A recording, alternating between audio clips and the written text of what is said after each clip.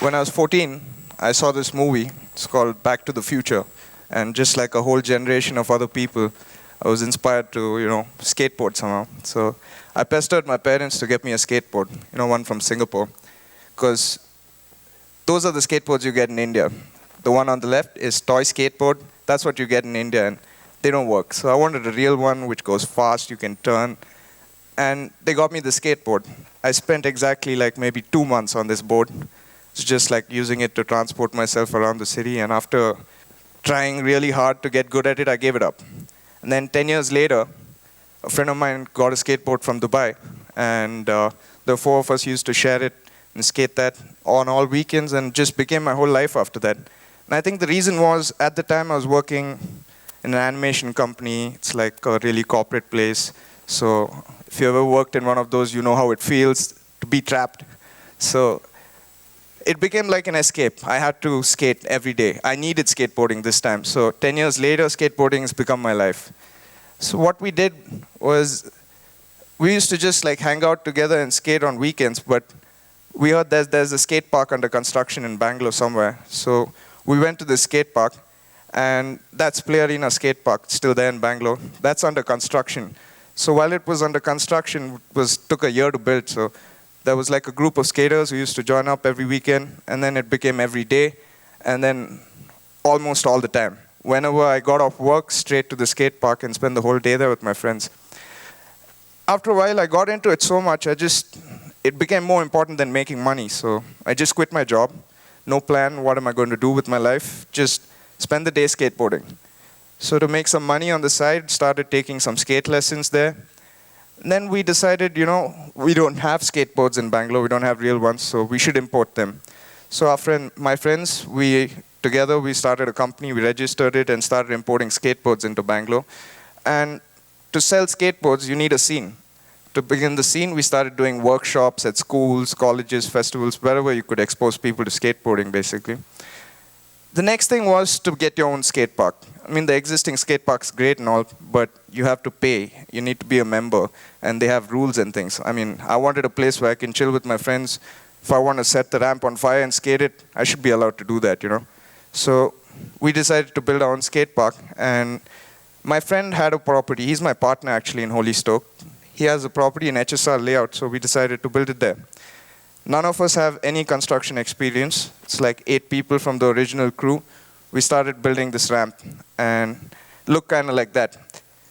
It's this really bumpy, sketchy quarter pipe, downright dangerous to skate. No idea what we're doing, we built it.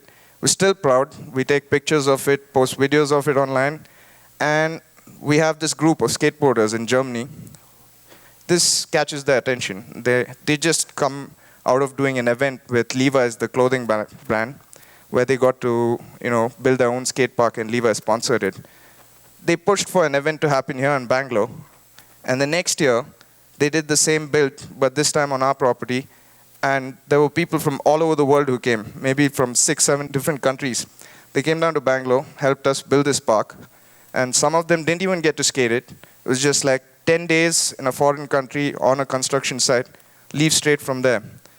So I was thinking to myself, why would anyone do this? These are people who get paid to do this kind of work, and sometimes it's not even their job. But they've come to a different country to come and build a skate park for us. Makes no sense.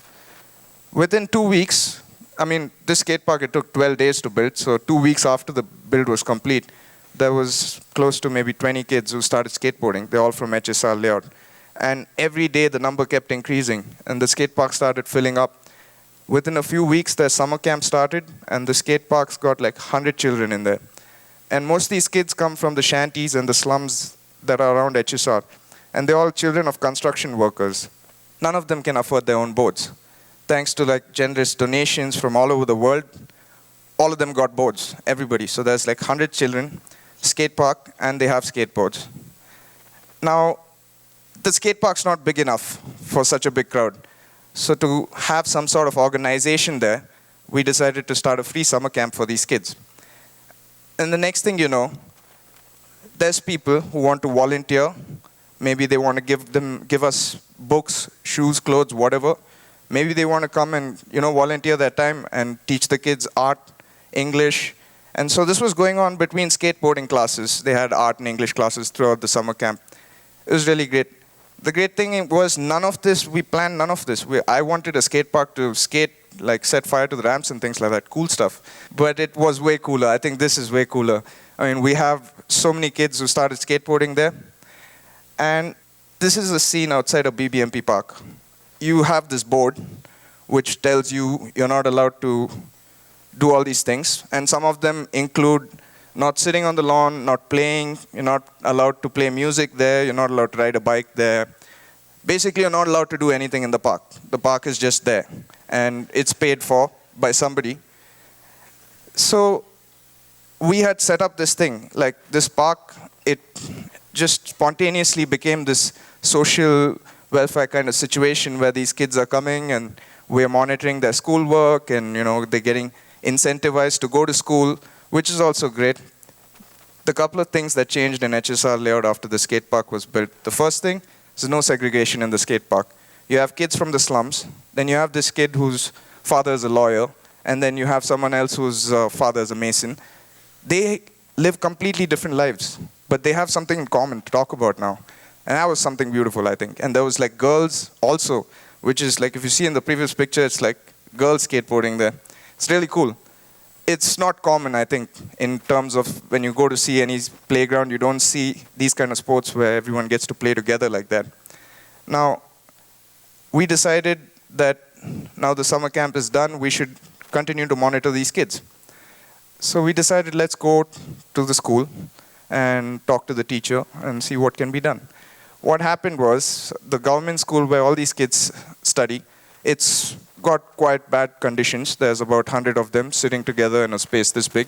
I mean, not that big, this big, as big as the stage probably. And there's one teacher with 80 students, different classes, etc. And she's expected to teach them different subjects, all at the same time. So we say, okay, let's organize some volunteers for you. There's so many people, they're motivated, they want to help you do this. The biggest problem, I think, in India right now is people have this cynical thought that nobody could be doing anything good. They think that people inherently are not good, which makes no sense.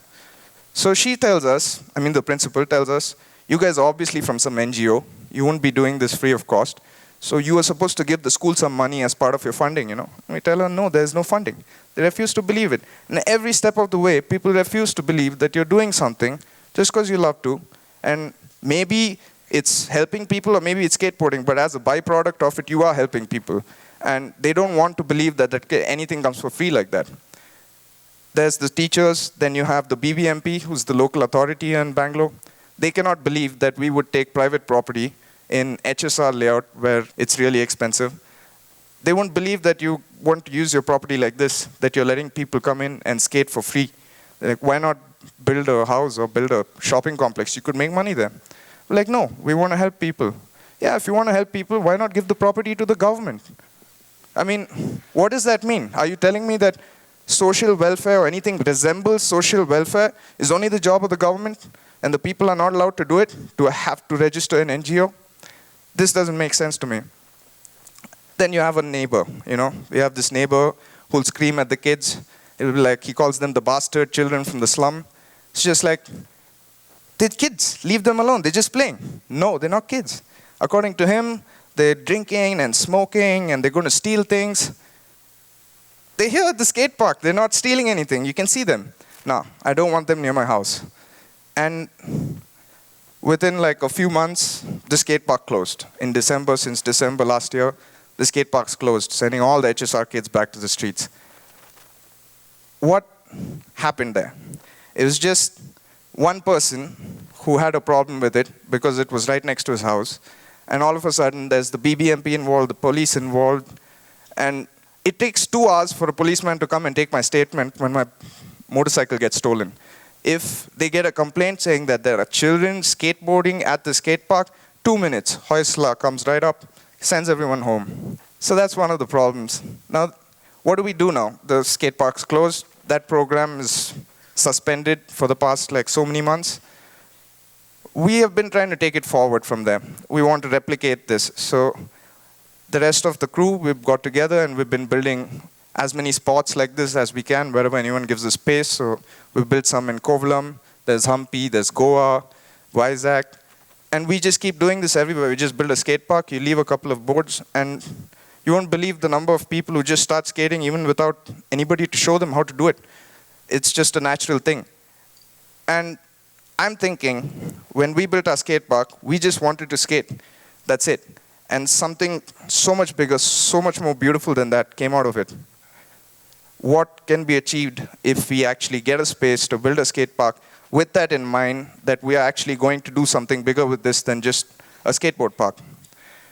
As far as regular parks go, I heard that there's a program where you could adopt a park, So I was really excited about this. I check online, how do you adopt this park? Because we have some parks in HSR layout. I think I could adopt one, take care of it, and do something there. Maybe build a skate park on the side. It'll become a proper community hub, because the skate park, I think the purpose of any public space should be to get the public there and actually do something.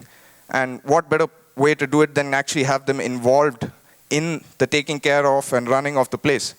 So you can adopt a park, but by adoption, you're just paying money to put up a board which says that this park is maintained by so-and-so or this company or whatever. Why? It takes 6 lakhs to maintain a park. I mean, these are the prices that I've seen on the list. So it takes 6 lakhs to maintain a park, which is about 4,000 square feet. It took us 8 lakhs to build our skate park. The difference is that at this park, which costs 6 lakhs to maintain per year, there's nobody there. There's probably like a handful of senior citizens who come to walk there early in the morning. That's it. The rest of the day, the park's closed. Our park, it takes care of itself. People who start skating there start getting motivated to take care of the place themselves. I mean, that's useful.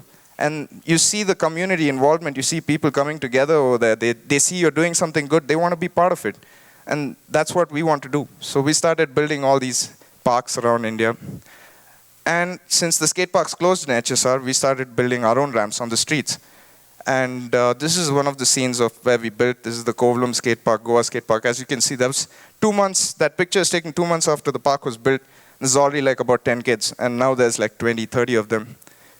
We've even started building ramps on the street, as in not me. I will not take responsibility for that. It's some random skateboarders. They found some drainage pipe and things like that. And they've just built their own ramps next to their house. I think the original plan was to build some spot in HSR where everyone could skate while the skate park's closed. But people get a little crazy and they start doing it everywhere. So they have ramps on the streets now. And I think that's great. Now skateboarding is going to be huge. It's going to become really big in terms of having it in the Olympics in the next 8 years. I think it's in the Olympics. That's what I've heard. And just like any other sport other than cricket, in India we don't have any training facilities. And the ones that we are building, they're being taken away from us. There's maybe another group. There's so many groups actually which have come out in India over the past year. I hope maybe they're inspired by us. I can't say. But there's a group in Kolkata. There's a American man and his wife. They're doing something similar. They started a skateboarding workshop in an abandoned warehouse for underprivileged kids, where they teach skateboarding and art. And then there's some kids, school kids mostly, in Ranchi, who started building their own ramps in their backyards. And there's like over 50 really talented skateboarders in Mumbai. And each one of these groups is always asking for a skate park. When are you going to build a skate park in my city? There's no space in these cities. And the space that's there is no walking, no running, no playing, that kind of space, Are they all going to fight the same fights? Are they all going to go and have to fight their neighbor, fight the local authority, fight the police? We had police even come and stop people from entering the skate park. Like they say, oh, we're underpowered. We can't keep the city open all night. But 2 constables standing in front of your property, illegally barring you from entering, that's fine. Like the whole day. It's crazy. I mean, that's it. It's just like telling other people, don't do this in your city because it will fail. And it makes no sense to me. I mean, this is a great thing. And everybody tells me the same thing. You sort this out with your neighbor and all the BBMP and everything will go away. Just like that. Jedi mind tricks. Now, Go Skateboarding Day is something that's celebrated worldwide. So on June 21st, it's basically a day where any skateboarder would just ditch work, school, whatever, and just go to skate with his friends. And we've been celebrating that in India. I mean, we, as in Holystoked, have been doing it in India since 2011. The first time we went, it was in Delhi. We decided to do it in Delhi because we thought there were more skaters up north. And we invited a lot of people. There were 8 of us. Nobody else showed up. And then every year after that, that number has doubled. Every single year, either doubled or more than doubled. This year, we had close to 100 kids, some as young as 12 years old. They had traveled from Delhi and Goa, Mumbai, Tamil Nadu, Vizag, just to be here on Go Skateboarding Day. So there are people who are taking this really seriously. Skateboarding is not going to just stay a toy anymore, you know? So where do we go from here now? And what I need to ask is, if someone really hears this and really thinks this is important and this could make a difference in their community, if you have the space and you have the funds, why spend 6 lakhs on maintaining a park for 1 year when you can spend 8 lakhs and have a park for like 15, 20 years, which takes care of itself and actually makes a difference to the community? For the past year, my life has been an adventure, so it totally beats the 9-to-5 job I used to have before. Been traveling around, just building ramps, skating, having fun with my friends. I think what happened was when I was 14, I didn't realize what skateboarding could become, what skateboarding is rather. I didn't realize what it could become for me. Skateboarding is just, it's not a sport exactly. It's an activity which, you know, if once you're going fast enough, an inch off the ground, you tend to forget what your boss told you last night. Skateboarding is just like, it's a way to escape your problems. At least for that meantime, you get to focus on something else. And it's a community which will accept anybody. There's no biases. And I've seen this worldwide. There's no biases. You could have a trash man from England hanging out with a lawyer from Japan. They skate. It's all cool, you know? And the same thing's happening here in India. And I hope that we can do this more. And I hope that we can get another skate park and replicate our program and see the difference that it can actually make if we plan it that way. Thank you, guys.